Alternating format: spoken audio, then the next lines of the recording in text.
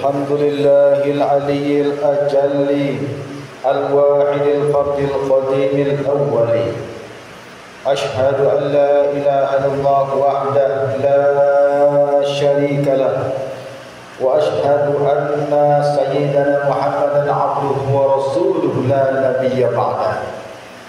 اللهم صل وسلم وبارك على سيدنا وحبيبنا وزهرنا نبينا محمد وعلى آله وأصحابه الغر الميامين ومن تبعهم إلى يوم الدين.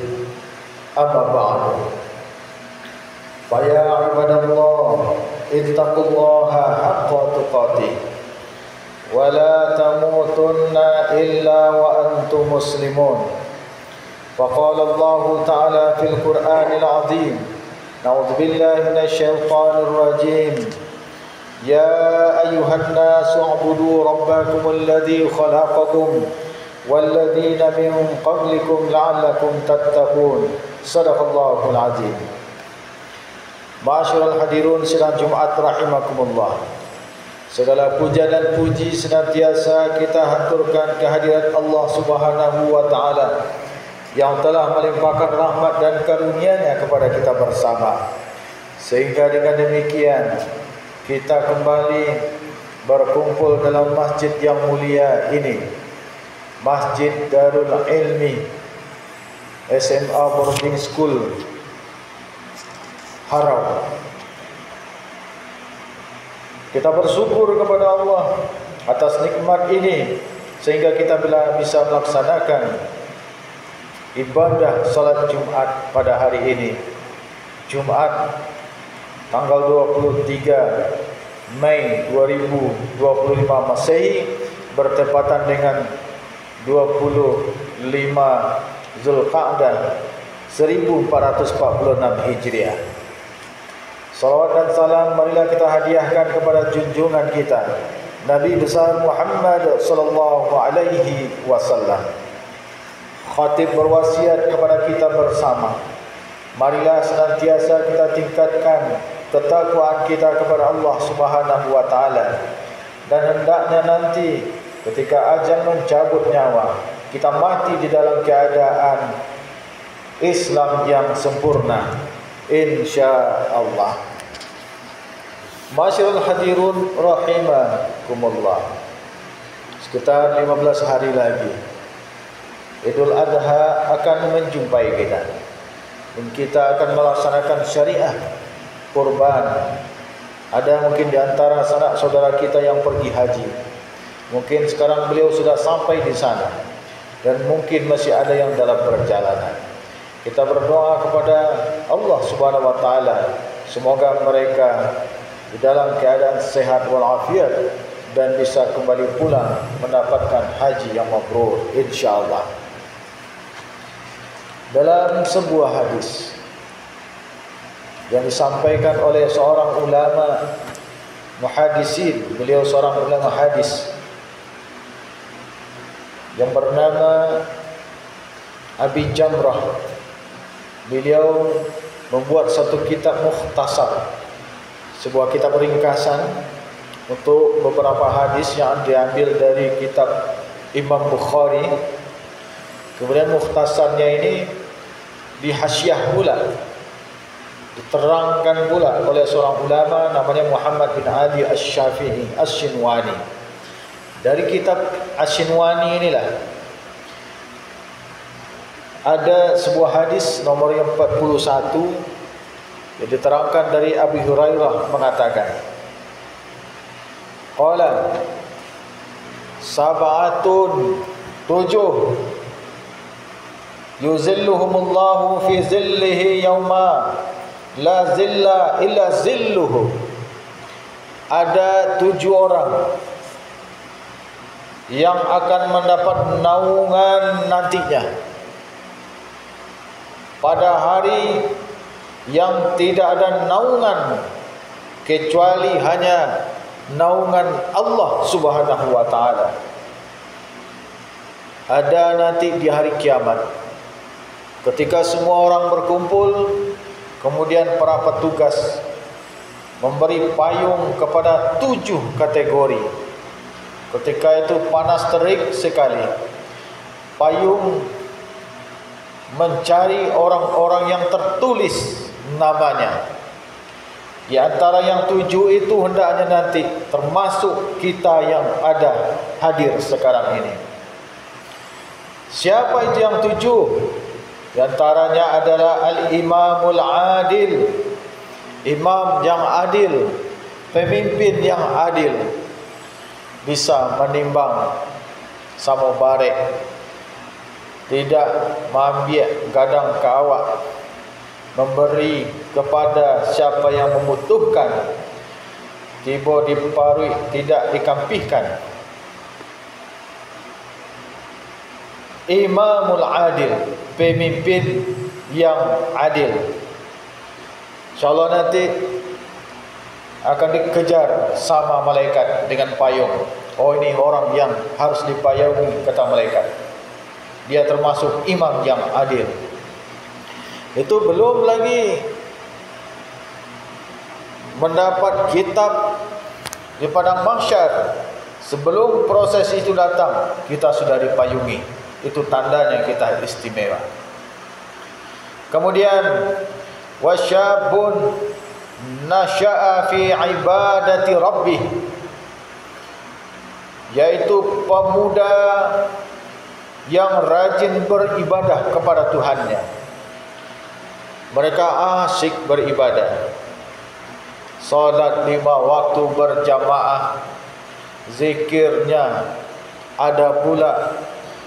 Kemudian salat rawatib sesudah ba'diyah maupun qabliyah. Setiap hari sunnah dia berpuasa. Puasa Senin dan Kamis maupun puasa-puasa yang lainnya seperti puasa Zulhijjah, puasa Muharram, puasa Yaumul Bid dan sebagainya. Dia rajin berzikir, dia bersedekah, hari-harinya disibukkan selalu dengan melatih dirinya untuk selalu beribadah. Dia senang beribadah. Mungkin dia juga punya lembaran yang akan diceklisnya. Tanggal hari ini,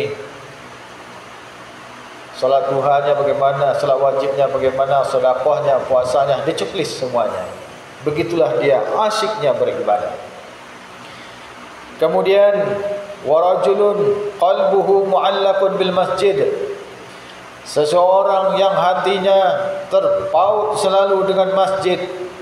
Orang ini nanti akan mendapat payung menaungan di padang mahsyar nantinya. Masjid adalah rumahnya, tempat hatinya berteduh, nyaman hatinya di masjid. Belum waktu salat masuk, dia sudah berjalan datang ke masjid. Dia berwuduk, salat tahiyatul masjid. Kemudian dia duduk beriktikaf. Sebentar setelah itu masuk waktu salat. Azan, setelah azan dia salat kembali. Salat fardhiyah. Kemudian senang hatinya, selalu berada di dalam masjid, baca Quran, menenangkan hati dan sebagainya. Kemudian warajulani tahabba fillah, 2 orang sahabat yang saling mencintai karena Allah. Ijtama'a alaih, berhimpun atasnya karena Allah. Wa tafarraqa alaih, dan berpisah karena Allah Subhanahu wa taala. Bukan karena maksiat, bukan karena kelicikan, bukan karena yang lain-lainnya. Dia bersahabat karena Allah, saling membantu karena Allah. Berpisah bukan karena satu sebab yang menyakitkan hati, tapi juga karena Allah Subhanahu wa taala. Mungkin karena sudah dipindahkan ke universitas yang berbeda, dia tinggal di daerah yang berbeda dan sebagainya. Setelah itu warajulun talabathum ra'atun, seorang laki-laki yang muda dicari-cari oleh seorang perempuan yang dzatu mansibin, perempuan yang memiliki jabatan, wa jamalin, lagi cantik. Seorang laki-laki muda dikejar-kejar sama perempuan cantik yang punya jabatan, punya segalanya.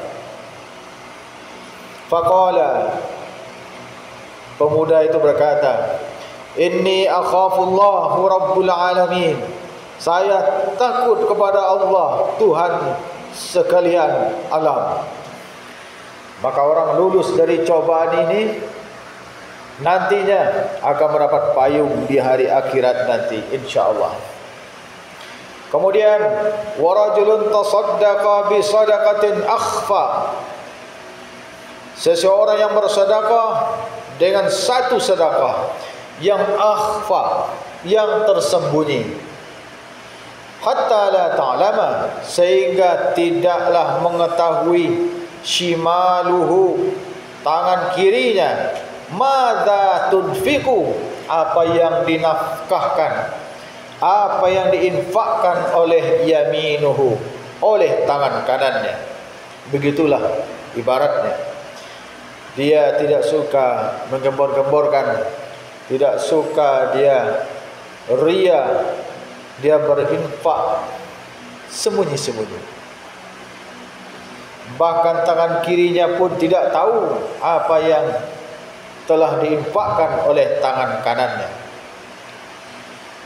Warajulun, kemudian dan seseorang zakarallaha azza wa jalla, seseorang yang senantiasa berzikir kepada Allah azza wa jalla, khalian, hal keadaan berlengang-lengang, bersunyi diri.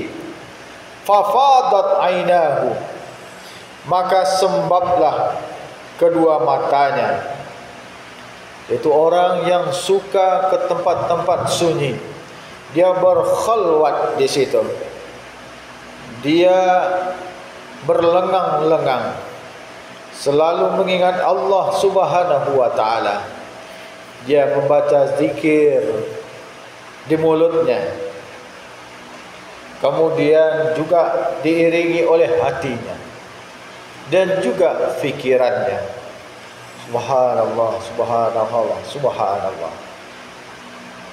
Di dalam mulutnya mengatakan subhanallah, maka fikirannya, hatinya takut dan takjub kepada Allah Subhanahu wa taala atas apa yang sudah dibuat Allah. Nampak tebing-tebing tinggi, tebing batu entah berapa miliar juta tahun sudah terjadi. Bahkan kita manusia tidak bisa menghitungnya. Subhanallah. Nampak burung yang terbang, dengan kecerdasannya dia bisa menghindari burung elang yang menangkapnya di atas udara. Subhanallah. Takjub kita. Kemudian kita berzikir astagfirullah, astagfirullah, astagfirullah, astaghfirullahalazim, astaghfirullahalazim, astaghfirullahalazim. Aku minta kepada Allah, ampunilah dosa-dosaku. Astaghfirullahalazim alladzi la ilaha illa huwal hayyul qayyum wa atubu ilaihi. Maka minta kepada Allah agar semua dosa-dosa kita diampuni, baik dosa yang nampak maupun dosa yang tidak nampak sama orang. Dosa dari mulut kita, dari mata, dari telinga, dari kaki dan semua anggota tubuh kita. Dosa dari fikiran kita, dosa dari hati kita. Kita minta kepada Allah Subhanahu wa taala. Dan senantiasa itu menjadi kesenangannya, berzikir kepada Allah. Maka di antara kita yang hadir di sini pada Jumat kali ini, mudah-mudahan termasuk di antara yang 7 itu. Mungkin kita orang yang suka berzikir, mungkin kita yang terpaut hatinya kepada masjid, mungkin kita itu adalah seorang imam yang adil, Mungkin kita itu orang yang rajin beribadah, kemudian orang bersahabat karena Allah, kemudian orang pemuda yang dikejar-kejar perempuan cantik lagi mapan tetapi tidak tergoda. Dia berkata, "Inni akhafullah rabbul alamin." Aku takut kepada Allah, Tuhan sekalian alam. Atau mungkin kita orang yang suka bersedekah, yang tidak suka menggembor-gemborkan sedekahnya. Maka atas demikian, berusahalah kita selalu untuk memupuk amal ibadah kita. Apabila ada di antara itu yang kita lakukan dan kemudian dia digembosi oleh orang lain sehingga dia menjadi kurang, maka bangkitlah kita kembali. Kalau kita tidak bisa bangkit, maka datangi sahabat kita, guru kita, mentor kita, murabbi kita, minta tolong kepada beliau, bangkitkan kembali izzah kita di dalam beribadah. Ada seseorang yang suka berbuat baik tanpa hitung-hitungan, asal untuk Islam, untuk lembaga Islam, untuk kemajuan Islam, dia mau berbuat apapun, bahkan menghabiskan waktunya, tenaganya dan uangnya dia mau. Kemudian suatu ketika dia digembosi oleh seseorang yang berbeda pandangan dengan dia. Berhentilah kamu berbuat sedemikian rupa, karena di sini cuma kamu yang berbuat seperti itu. Orang lain dulu pernah juga ada berbuat baik seperti Anda, tetapi sekarang mereka sudah mundur karena kebaikan yang dia lakukan tidak pernah dihargai oleh orang lain. Karena itu tidak ada rasanya harga dirinya, maka dia mundur. Maka saya nasihatkan kepada Anda, berpada-padalah Anda berbuat baik, karena tidak akan seorang pun akan menghargai kebaikan Anda. Digembosi dia, padahal dia tidak mau dihargai orang, tidak ingin mendapatkan uang tips lebih dari gajinya. Dia hanya ingin berbuat sewajarnya saja dan berbuat untuk Islam yang mulia, lillahi ta'ala. Kemudian sekali dua kali dia digembosi, terpengaruh juga dia. Akhirnya dia datang kepada murabinya menceritakan keadaannya. Kemudian murabinya mengatakan, terus berbuat baik, engkau itu memang orang baik, terus berbuat baik, jangan pernah berhenti berbuat baik, karena kebaikan yang engkau lakukan bukan untuk manusia. Sejak awal engkau berbuat baik adalah karena Allah Subhanahu wa taala, maka sesungguhnya nanti insyaallah Allah telah menabung, menyimpan upah yang besar untuk engkau, dan nanti akan diberikan pada saat yang engkau butuhkan dan pada tempat waktu yang tepat. Wah, naik kembali semangatnya. Maka dia menjadi orang yang terus berbuat baik. Maka nanti ketika kita berbuat sesuatu dan semangat kita turun, maka datangilah orang-orang baik yang bisa membangkitkan lagi semangat kita. Maka bertemanlah banyak-banyak dengan orang yang baik, apalagi dengan orang-orang yang lebih senior dari kita. Sesungguhnya orang-orang yang lebih senior, yang lebih tua, pengalamannya lebih banyak, dan dia akan menunjukkan kita melalui pengalaman yang sudah dia rasakan.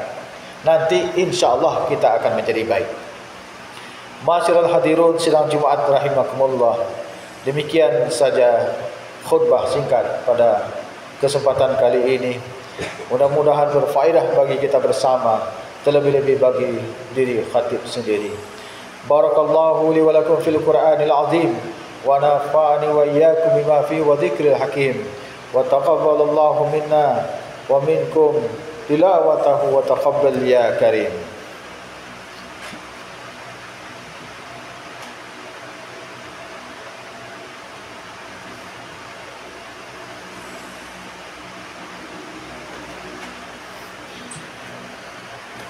الحمد لله العلي الأجل الواحد الفرد القديم الأول أشهد أن لا إله إلا الله وحده لا شريك له وأشهد أن سيدنا محمدا عبده ورسوله لا نبي بعده اللهم صل وسلم وبارك على سيدنا وحبيبنا وزهرنا نبينا محمد وعلى آله وصحبه ومن تبعه إلى يوم الدين فيا عباد الله اتقوا الله حق تقاته ولا تموتن إلا وأنتم مسلمون فقال الله تعالى في القرآن العظيم أعوذ بالله من الشيطان الرجيم بسم الله الرحمن الرحيم والعصر إن الإنسان لفي خسر إلا الذين آمنوا وعملوا الصالحات وتواصوا بالحق وتواصوا بالصبر إن الله وملائكته يصلون على النبي يا أيها الذين آمنوا صلوا عليه وسلموا تسليما اللهم صل على سيدنا محمد وعلى آل سيدنا محمد كما صليت على سيدنا إبراهيم وعلى آل سيدنا إبراهيم وبارك على سيدنا محمد وعلى آل سيدنا محمد كما باركت على سيدنا إبراهيم وعلى آل سيدنا إبراهيم في العالمين إنك حميد مجيد اللهم اغفر للمسلمين والمسلمات والمؤمنين والمؤمنات الأحياء منهم والأموات وتابع بيننا وبينهم بالخيرات وبفي رحمة أنت الراحمين ربنا ظلمنا أنفسنا وإن لم تغفر لنا وترحمنا لنكونن من الخاسرين ربنا آتنا في الدنيا حسنة وفي الآخرة حسنة وقنا عذاب النار عباد الله إن الله يأمر بالعدل والإحسان وإيتاء ذي القربى وينهى عن الفحشاء والمنكر والبغي يعظكم لعلكم تذكرون فاذكروا الله العظيم يذكركم وادعوه يستجيب لكم ولذكر الله أكبر أقيموا الصلاة